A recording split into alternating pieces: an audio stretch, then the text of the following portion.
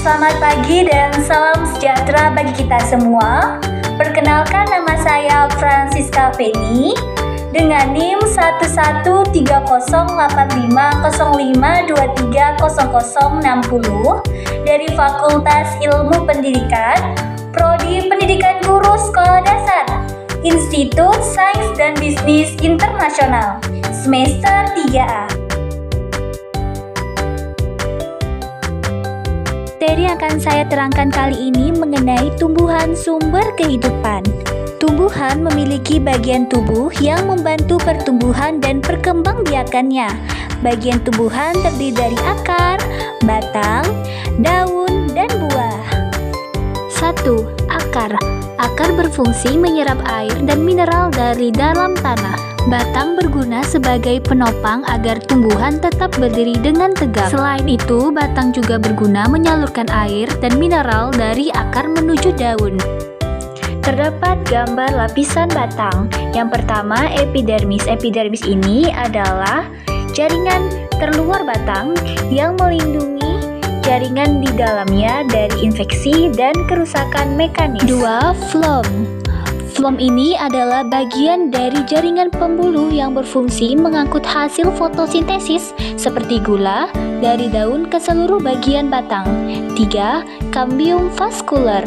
Lapisan tipis sel di antara xilem dan floem berperan dalam pertumbuhan sekunder batang, yaitu menebalkan batang dengan bentuknya jaringan baru. 4. Xilium. Jaringan ini memberikan kekuatan dan struktur pada batang, berfungsi mengangkut air dan mineral dari akar menuju daun.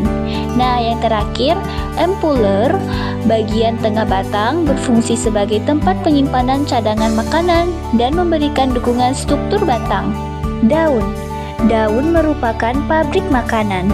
Nah, di sini sudah ada gambar jaringan luar daun yang terdiri atas helai daun atau lamina, 2. Tangkai daun atau petiolus, 3. Pelepah daun atau folius. Selain itu, terdapat gambar jaringan dalam daun yang terdiri atas yang pertama epidermis, yang kedua jaringan parenchyma, 3. Jaringan pengangkut, 4. Jaringan tambahan daun. 4. Bunga. Bunga berfungsi sebagai tempat perkembangbiakan tumbuhan dan bunga yang sudah berkembang biak dapat menjadi buah. B. Fotosintesis adalah proses pembentukan zat makanan pada tumbuhan dengan cara mengubah karbon dioksida dan air menjadi bahan makanan dengan bantuan cahaya matahari. Proses fotosintesis terjadi ketika klorofil di daun menangkap cahaya matahari dan menggunakannya untuk mengubah air dan karbon dioksida menjadi gula dan oksigen. Gula yang dihasilkan dapat digunakan langsung oleh tumbuhan atau disimpan dalam bagian lain seperti buah yang sering kita konsumsi. C. Perkembangbiakan adalah kemampuan makhluk hidup memperbanyak diri dengan menghasilkan keturunan baru. Perkembangbiakan pada tumbuhan terdiri menjadi dua macam, generatif dan vegetatif.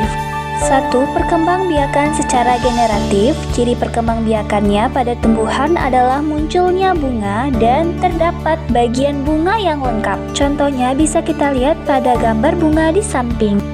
Proses penyerbukan pada tumbuhan dimulai saat serbuk sari mendarat di kepala putik dan membentuk tabung serbuk sari yang menghubungkan kepala putik dengan ovarium. Sel sperma kemudian ditransmisikan melalui tabung tersebut ke ovarium. Selanjutnya, tumbuhan terjadi ketika sel sperma mencapai indung telur.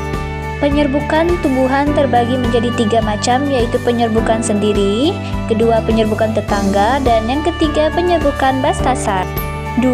Perkembangbiakan secara vegetatif, yaitu perkembangbiakan tanpa melalui proses penyerbukan atau pelestarian. Perkembangan biakan secara vegetatif terbagi menjadi 2 macam, yaitu vegetatif alami dan vegetatif buatan.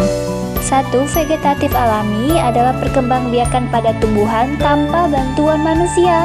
Contohnya bisa kita lihat pada gambar di bawah ini. 2. Vegetatif buatan adalah perkembangbiakan tumbuhan tanpa kawin dengan bantuan manusia. Contoh vegetatif buatan yang pertama cangkok dan yang kedua stik. Nah, cangkok dan stik ini merupakan perkembangbiakan tanaman dengan bantuan manusia.